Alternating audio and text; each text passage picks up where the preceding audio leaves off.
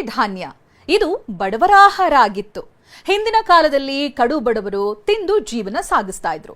ಆದ್ರೀಗ ಕಾಲ ಬದಲಾಗಿದೆ, ತಂತ್ರಜ್ಞಾನ ಬದಲಾದಂತೆ ಜನರ ಮನಸ್ಸು ಕೂಡ ಬದಲಾಗಿದೆ.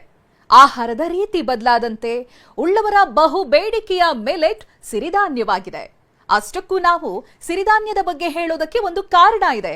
ಅದೇನಂದ್ರೆ ಬೆಂಗಳೂರಿನಲ್ಲಿ ನಡೀತಾ ಇರುವಂತ ಅಂತಾರಾಷ್ಟ್ರೀಯ ಸಿರಿಧಾನ್ಯ ಮೇಳ. ಏನಿದರ ವಿಶೇಷ ತೋರಿಸ್ತೀವಿ ನೋಡಿ.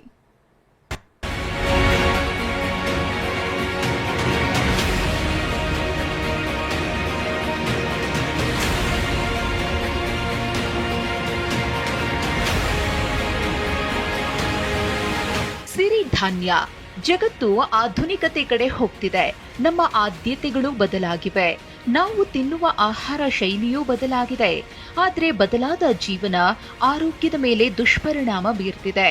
ಹೀಗಾಗಿ ಭಾರತವೂ ಸೇರಿದಂತೆ ಅನೇಕ ರಾಷ್ಟ್ರಗಳು ಮೂಲ ಕೃಷಿ ಬೆಳೆ ಪದ್ಧತಿಗೆ ಮರಳಿ ತೆರಳುತ್ತಿವೆ. ಅದುವೇ ಸಿರಿಧಾನ್ಯ. ಅದೇ ಸಿರಿಧಾನ್ಯ ಬೆಳೆಯುವುದಕ್ಕೆ ಉತ್ತೇಜನ ನೀಡುವುದಕ್ಕಾಗಿ ಬೆಂಗಳೂರಿನಲ್ಲಿ ಅಂತಾರಾಷ್ಟ್ರೀಯ ಮೇಳ ನಡೆದಿದೆ.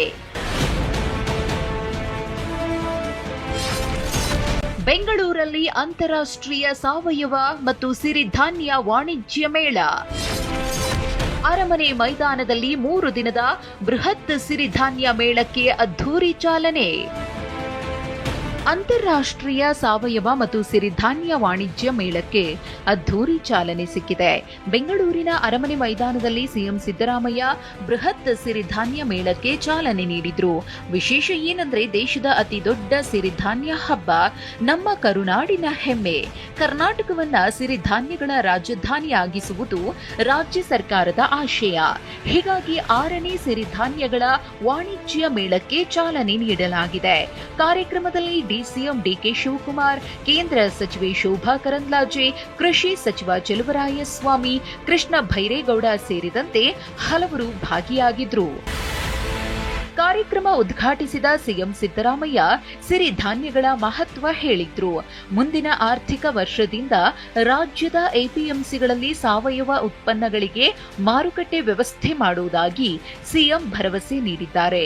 ಜೊತೆಗೆ ಸಿರಿಧಾನ್ಯ ಉತ್ಪಾದನೆಯಲ್ಲಿ ಕರ್ನಾಟಕ 3ನೇ ಸ್ಥಾನದಲ್ಲಿದೆ. ಅಲ್ಲದೆ ಎಂಎಸ್ಪಿ ಕಾಯ್ದೆಯನ್ನ ಜಾರಿಗೆ ತರಲು ಕೇಂದ್ರ ಸರ್ಕಾರಕ್ಕೆ ಒತ್ತಾಯ ಮಾಡಿದ್ರು. ಮುಂದಿನ ಆರ್ಥಿಕ ವರ್ಷದಿಂದ ಎಪಿಎಂಸಿನಲ್ಲಿ ಈ ಮಾರುಕಟ್ಟೆಗಳನ್ನ ಮಾಡಲಿಕ್ಕೆ ಪ್ರಯತ್ನವನ್ನ ಮಾಡುತ್ತೇವೆ. ಕರ್ನಾಟಕದಲ್ಲಿ ವಿಸ್ತೀರ್ಣದಲ್ಲಿ 3ನೇ ಸ್ಥಾನದಲ್ಲಿದೆ, ಉತ್ಪಾದನೆಯಲ್ಲೂ ಕೂಡ 3ನೇ ಸ್ಥಾನದಲ್ಲಿದೆ. ದೇಶದಲ್ಲಿ ಕರ್ನಾಟಕ ವಿಸ್ತೀರ್ಣದಲ್ಲಿ 3ನೇ ಸ್ಥಾನದಲ್ಲಿದೆ, ಮತ್ತೆ ಉತ್ಪಾದನೆಯಲ್ಲೂ ಕೂಡ 3ನೇ ಸ್ಥಾನದಲ್ಲಿ ಕೂಡ. ಇವತ್ತು ನಾನು ಕೂಡ ಒತ್ತಾಯ ಮಾಡ್ತೀನಿ, ಕೇಂದ್ರ ಸರ್ಕಾರಕ್ಕೆ, ರೈತರು ಒತ್ತಾಯ ಮಾಡ್ತಾ ಇದ್ದಾರೆ, ಎಂಎಸ್ಪಿ ಕಾಯ್ದೆಯನ್ನ ಜಾರಿಗೆ ತರಬೇಕು ಅಂತಕ್ಕಂಥದ್ದನ್ನು ಕೂಡ ಒತ್ತಾಯವನ್ನ ಮಾಡಿ. ಇನ್ನು ಇದೇ ಕಾರ್ಯಕ್ರಮದಲ್ಲಿ ಡಿಸಿಎಂ ಡಿಕೆ ಶಿವಕುಮಾರ್ ಕೂಡ ಮಾತನಾಡಿ ಸಿರಿಧಾನ್ಯಗಳ ಮಹತ್ವ ಸಾರಿದ್ರು. ಅಷ್ಟೇ ಅಲ್ಲದೆ ಸಿರಿಧಾನ್ಯಗಳ ಪ್ರೋತ್ಸಾಹಕ್ಕೆ ಕೇಂದ್ರ ಸರ್ಕಾರ ಕೈಗೊಂಡ ಕ್ರಮಗಳ ಕುರಿತು ಕೇಂದ್ರ ಸಚಿವೆ ಶೋಭಾ ಕರಂದ್ಲಾಜೆ ಹೇಳಿದ್ರೆ ಸಿಎಂ ಡಿಸಿಎಂ ಸಿರಿಧಾನ್ಯ ಮೇಳಕ್ಕೆ ಒತ್ತು ಕೊಟ್ಟಿದ್ದಾರೆ ಅಂತ ರಾಜ್ಯ ಕೃಷಿ ಸಚಿವ ಚಲುವರಾಯಸ್ವಾಮಿ ಹೇಳಿದ್ರು. ನಮ್ಮ ಇತಿಹಾಸ, ನಮ್ಮ ಪರಂಪರೆಯಲ್ಲಿ ಏನು ನಮ್ಮ ಐತಿಹಾಸಿಕವಾದಂತ ಬೆಳೆದಂತ ನವನಾಣ್ಯಗಳ ಬದುಕಿನಲ್ಲಿ ಅವರ ಜೀವಕ್ಕೆ ಒಂದು ದೊಡ್ಡ ಶಕ್ತಿ ತುಂಬುವಂಥದ್ದು, ಮಿಕ್ಕಿದೆಲ್ಲ ಆರ್ಟಿಫಿಷಿಯಲ್ ಅನ್ನೋದನ್ನ ಈ ಸಂದರ್ಭದಲ್ಲಿ ನಮ್ಮ ರೈತರು ನಮ್ಗೆಲ್ಲ ಹಿಂದಿನ ಕಾಲದಲ್ಲಿ ನಮ್ಗೆ ತೋರಿಸ್ಕೊಟ್ಟಿದ್ದಾರೆ. ಈ ಕಾರಣಕ್ಕಾಗಿ ನನ್ನ ಅಂತಾರಾಷ್ಟ್ರೀಯ ಮಟ್ಟಕ್ಕೆ ಸಿರಿಧಾನ್ಯಗಳನ್ನು ತಲುಪಿಸಬೇಕು ಅನ್ನುವಂಥದ್ದನ್ನ ಭಾರತ ಸನ್ಮಾನ್ಯ ನರೇಂದ್ರ ಮೋದಿ ಅವರ ನೇತೃತ್ವದಲ್ಲಿ ಯೋಚನೆ ಮಾಡಲಾಯಿತು. ಯುಎನ್ನಲ್ಲಿ ನಾವು ಪ್ರಸ್ತಾಪವನ್ನು ಕೂಡ ಸಲ್ಲಿಸಿದ್ವಿ. ಅದಕ್ಕಾಗಿ ವಿಶ್ವಸಂಸ್ಥೆ ಕಳೆದ ವರ್ಷವನ್ನ ಅಂತಾರಾಷ್ಟ್ರೀಯ ಸಿರಿಧಾನ್ಯಗಳ ವರ್ಷ ಅಂತ ಆಚರಣೆ ಮಾಡಿ ಇಡೀ ಪ್ರಪಂಚಕ್ಕೆ ಸಿರಿಧಾನ್ಯದ ಮಹಿಮೆಯನ್ನ ತಿಳಿಸುವಂತದ್ದು ಆರಂಭ ಮಾಡಲಾಯಿತು. ನಮ್ಮ ಸರ್ಕಾರ ರೈತ ಸಿರಿ ಎನ್ನುವ ಯೋಜನೆ ಮೂಲಕ ಇಲ್ಲಿವರೆಗೆ 104 ಕೋಟಿಯನ್ನ ಹೆಕ್ಟೇರ್ಗೆ 10,000 ರೂಪಾಯಿ ಸಹಾಯಧನವನ್ನ ಕೊಡೋದ್ರ ಮೂಲಕ ನಾವು ಇದು ಹೆಚ್ಚು ಪ್ರೋತ್ಸಾಹ ಕೊಡ್ತಕ್ಕಂಥ ಕೆಲಸವನ್ನ ನಾವು ಮಾಡಿದ್ದೀವಿ. ಈ ಹಿಂದೆ ನಡೆದ ಅಂತಾರಾಷ್ಟ್ರೀಯ ಸಾವಯವ ಸಿರಿಧಾನ್ಯ ಮೇಳ ಜಾಗತಿಕ ಆಕರ್ಷಣೆ ಪಡೆದಿತ್ತು. ಈ ಬಾರಿ ಇನ್ನಷ್ಟು ವಿಭಿನ್ನ, ಅರ್ಥಪೂರ್ಣ, ಮಹತ್ವದ ಗುರಿ ಹೊಂದಲಾಗಿದೆ. ಮೇಳದಲ್ಲಿ 300ಕ್ಕೂ ಹೆಚ್ಚು ಸ್ಟಾಲ್ಗಳನ್ನು ತೆರೆಯಲಾಗಿದೆ. 25 ರಾಜ್ಯಗಳು ಇದರಲ್ಲಿ ಪಾಲ್ಗೊಂಡಿವೆ. 8 ರಾಜ್ಯಗಳು ಅಂದ್ರೆ ಅರುಣಾಚಲ ಪ್ರದೇಶ, ಹಿಮಾಚಲ ಪ್ರದೇಶ, ಜಾರ್ಖಂಡ್, ಪುದುಚೇರಿ, ಕೇರಳ, ಮಿಜೋರಾಂ, ಬಿಹಾರ್, ಸಿಕ್ಕಿಂ ರಾಜ್ಯದಿಂದ ಸ್ಥಳೀಯ ಉದ್ಯಮಿಗಳು, ರೈತರು ಭಾಗಿಯಾಗಿದ್ರು. ಅಷ್ಟೇ ಅಲ್ಲದೆ Germany, Switzerland, Spain, Australia, Kenya, Tanzania, Italy, Peru, England ಸೇರಿದಂತೆ ದೇಶ ವಿದೇಶಗಳ 60ಕ್ಕೂ ಹೆಚ್ಚು ತಜ್ಞರು, ಸಂಪನ್ಮೂಲ ವ್ಯಕ್ತಿಗಳು ಈ ಬಾರಿಯ ಸಿರಿಧಾನ್ಯ ಮೇಳದಲ್ಲಿ ಭಾಗವಹಿಸಿದ್ರು. ಅದರಲ್ಲೂ 125 ಉತ್ಪಾದಕರು, 141 ಮಾರುಕಟ್ಟೆದಾರರು ನೋಂದಣಿ ಮಾಡಿಕೊಂಡಿದ್ದಾರೆ.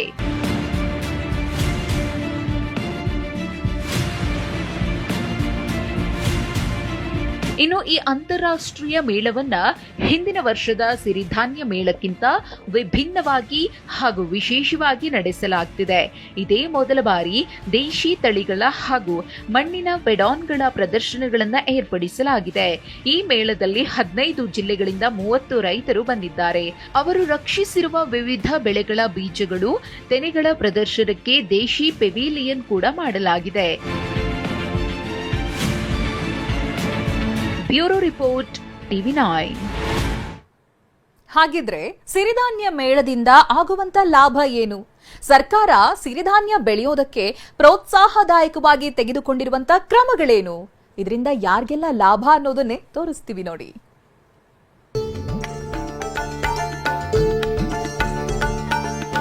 ರಾಜ್ಯ ಸರ್ಕಾರ ಸಿರಿಧಾನ್ಯಗಳ ಬೆಳೆಗೆ ಹೆಚ್ಚಿನ ಪ್ರೋತ್ಸಾಹ ನೀಡುತ್ತಿದೆ. ಕೇವಲ ಸಾಲ, ಸಬ್ಸಿಡಿ ನಮ್ಮ ಗುರಿಯಲ್ಲ. ಅವಕಾಶಗಳ ಬಾಗಿಲನ್ನ ತೆರೆದಿಟ್ಟು ರೈತರನ್ನ ಸಬಲರನ್ನಾಗಿ ಮಾಡಿ ಆತ್ಮವಿಶ್ವಾಸ ಹೆಚ್ಚಿಸುವುದು ಮೇಳದ ಗುರಿಯಾಗಿದೆ. ಸಿರಿಧಾನ್ಯ ಹಾಗೂ ಸಾವಯವ ಉತ್ಪನ್ನಗಳು ಆರೋಗ್ಯಕ್ಕೆ ಉತ್ತಮವಾಗಿದ್ದು, ಅವುಗಳ ಉತ್ಪಾದನಾ ಪ್ರದೇಶ ಹೆಚ್ಚಳ ಹಾಗೂ ಉತ್ಪನ್ನಗಳಿಗೆ ದೇಶೀಯ ಮತ್ತು ಅಂತಾರಾಷ್ಟ್ರೀಯ ಮಾರುಕಟ್ಟೆ ವಿಸ್ತರಣೆ ಮತ್ತು ಉತ್ಪಾದಕರು ಹಾಗೂ ಖರೀದಿದಾರರಿಗೆ ಸಂಪರ್ಕ ಬೆಸೆಯುವುದು ಮೇಳದ ಉದ್ದೇಶ. ಸಿರಿಧಾನ್ಯ ಹೆಚ್ಚು ಪೋಷಕಾಂಶ ಮತ್ತು ನಾರಿನಿಂದ ಕೂಡಿದ ಆಹಾರ, ಸತ್ವಯುತ ಸದೃಢ ದೇಹ ನಿರ್ಮಾಣಕ್ಕೆ ಅನುಕೂಲಕಾರಿಯಾಗಿದೆ. ಪಾಶ್ಚಿಮಾತ್ಯ ಸಂಸ್ಕೃತಿ ಜೊತೆಗೆ ಆಹಾರ ಪದ್ಧತಿಗೂ ಯುವ ಜನತೆ ಮಾರು ಹೋಗಿದ್ದಾರೆ. ಹೀಗಾಗಿ ಪಿಜ್ಜಾ, ಬರ್ಗರ್, ನೂಡಲ್ಸ್ಗಳ ಬದಲು ಸಾವಯವ ಮತ್ತು ಸಿರಿಧಾನ್ಯ ಆಹಾರ ತಟ್ಟೆಗೆ ತರಬೇಕು. ಮರೆತು ಹೋದ ಖಾದ್ಯಗಳನ್ನು ಮರಳಿ ತಟ್ಟೆಗೆ ತರಲು ಕೃಷಿ ಇಲಾಖೆ ಪ್ರಯತ್ನ ನಡೆಸುತ್ತಿದೆ. ಈ ಸಲ ನಮ್ಮ ಮೇಳದಲ್ಲಿ ವೈಶಿಷ್ಟ್ಯ ಅಂತ ಹೇಳಿದ್ರೆ 2 ರೀತಿಯಲ್ಲಿ ನಾವು ವೈಶಿಷ್ಟ್ಯತೆಯನ್ನು ಕಾಪಾಡ್ಕೊಂಡಿದ್ದೀವಿ. ಒಂದು, ಈ ದೇಶಿ ತಳಿಗಳ ಬಗ್ಗೆ ನಾವು ಏನು ನಮ್ಮ ರಾಜ್ಯ ಸರ್ಕಾರ ಒಂದು ಹೊಸ ಯೋಜನೆಯನ್ನು ಮಾಡಿದೆ. ನಮ್ಮ ರಾಜ್ಯದ ಆಯ್ದ ಜಿಲ್ಲೆಗಳಿಂದ ಅದನ್ನು ನಮ್ಮ ಈ ದೇಶಿ ತಳಿಗಳನ್ನು ಸಂರಕ್ಷಣೆ ಮಾಡ್ಕೊಂಡು ಬಂದಂಥ ರೈತರಿಗೆ ಇಲ್ಲಿ ಒಂದು ವೇದಿಕೆಯನ್ನು ಕಲ್ಪಿಸಿ ಜನರಿಗೆ ಅದರ ತೋರ್ಪಡಿಸೋದಕ್ಕೆ ನಾವು ಅವಕಾಶ ಮಾಡ್ಕೊಂಡಿದ್ದೀವಿ. ಎರಡನೇದು ಅಂತ ಹೇಳಿದ್ರೆ, ಈಗ ಬಹುತೇಕ ಜನರಿಗೆ ಇರ್ಬೋದು ಅಥವಾ ಹೆಚ್ಚಾಗಿ ನಗರವಾಸಿಗಳಿಗೆ ಮಣ್ಣು ಅಂದರೆ ಏನು ಅನ್ನೋದ್ರ ಬಗ್ಗೆ ಜಾಸ್ತಿ ವಿಚಾರ ಗೊತ್ತಿಲ್ಲ. ಮಣ್ಣಿನ ಜಗತ್ತು ಅಂತ ಒಂದು ಸಪರೇಟ್ ಪೆವಿಲಿಯನ್ ಮಾಡಿದ್ದೀವಿ. ಇದು ಕೂಡ ಈ ಸಲ ಈ 2 ಇರುವಂಥ ವೈಶಿಷ್ಟ್ಯ. ಇದರ ಜೊತೆಗೆ ಸಿರಿಧಾನ್ಯಗಳನ್ನು ಬೆಳೆಯುವ ಮತ್ತು ಮಾರುಕಟ್ಟೆ ವಿಸ್ತರಿಸುವ ಕುರಿತು ಸರ್ಕಾರ ಮಹತ್ವದ ಕ್ರಮ ತೆಗೆದುಕೊಂಡಿದೆ. 2004ರಲ್ಲಿ ಸಾವಯವ ಕೃಷಿ ನೀತಿ ಜಾರಿಗೆ ತಂದ ಹಿರಿಮೆ ಕರ್ನಾಟಕದ್ದಾಗಿದೆ. ಸಾವಯವ ಕೃಷಿಯನ್ನ ಉತ್ತಮ ಪರ್ಯಾಯ ಪದ್ಧತಿಯಾಗಿ ಉತ್ತೇಜನ ನೀಡಲಾಗುತ್ತಿದೆ. 2024ರ ಬಜೆಟ್ನಲ್ಲಿ ಸಿಎಂ ಸಿದ್ದರಾಮಯ್ಯ ಅವರು ದೇಶಿ ಬೆಳೆಗಳ ತಳಿಗಳ ಸಂರಕ್ಷಣೆಗೆ 5 ಕೋಟಿ ಅನುದಾನ ಮೀಸಲಿಟ್ಟಿದ್ದಾರೆ. ದೇಶಿ ತಳಿಗಳ ಕುರಿತು, ಸಿರಿಧಾನ್ಯಗಳ ಕುರಿತು ಗ್ರಾಮಿ ಅವಾರ್ಡ್ ವಿಜೇತ ರಿಕ್ಕಿ ಕೇಜ ಹಾಡು ಕೂಡ ರಚಿಸಿದ್ದು ಭಾರಿ ಮೆಚ್ಚುಗೆ ಪಡೆದಿದೆ. ಅಷ್ಟೇ ಅಲ್ಲದೆ 20 ಕೋಟಿ ವೆಚ್ಚದಲ್ಲಿ ಬೆಂಗಳೂರಿನ ಹೆಬ್ಬಾಳದಲ್ಲಿ ಸಾವಯವ ಸಿರಿಧಾನ್ಯ ಹಬ್ ಸ್ಥಾಪನೆಗೆ ಸಿಎಂ ಅನುಮತಿ ನೀಡಿದ್ದಾರೆ.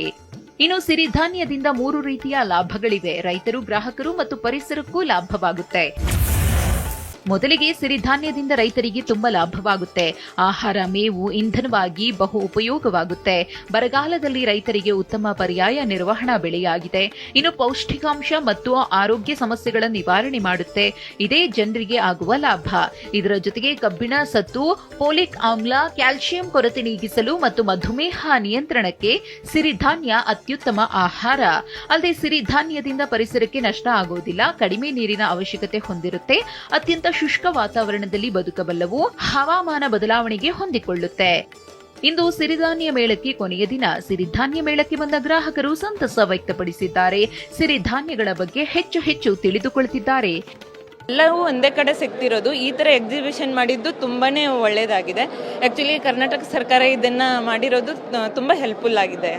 ರೈತರು ಬಂದರೆ ಹೊಸ ತಳಿಗಳು ಏನು ಮಿಲ್ಲೆಟ್ಸಲ್ಲಿ ಹೈಯರ್ ಪ್ರೊಡಕ್ಟಿವಿಟಿ ಮಾಡೋಕ್ಕೆ ಯಾವ್ಯಾವ ತಳಿಗಳಿದಾವೆ ಅವೆಲ್ಲನೂ ಸ್ಯಾಂಪಲ್ಸ್ ಇಟ್ಟಿದ್ದಾರೆ. ಸೀಡ್ ಸ್ಯಾಂಪಲ್ ಅದು ಅವೈಲಬಲ್ ಸಿಗುತ್ತೆ. ಡೀಟೇಲ್ಸು ಸೀಡ್ಸ್ ಎಲ್ಲಿ ಸಿಗ್ತವೆ ಅಂತ ಅವ್ರು ಹೋಗ್ಬಿಟ್ಟು ಅಲ್ಲಿ ಪರ್ಚೇಸ್ ಮಾಡಿ ಈಗ ಏನು ಸಬ್ಸಿಡಿ ಅಂತ ಕೊಡ್ತಿದ್ದಾರೆ ಗೌರ್ನಮೆಂಟು ಅದನ್ನೆಲ್ಲ ಸದುಪಯೋಗ ಪಡಿಸ್ಕೋಬೋದು.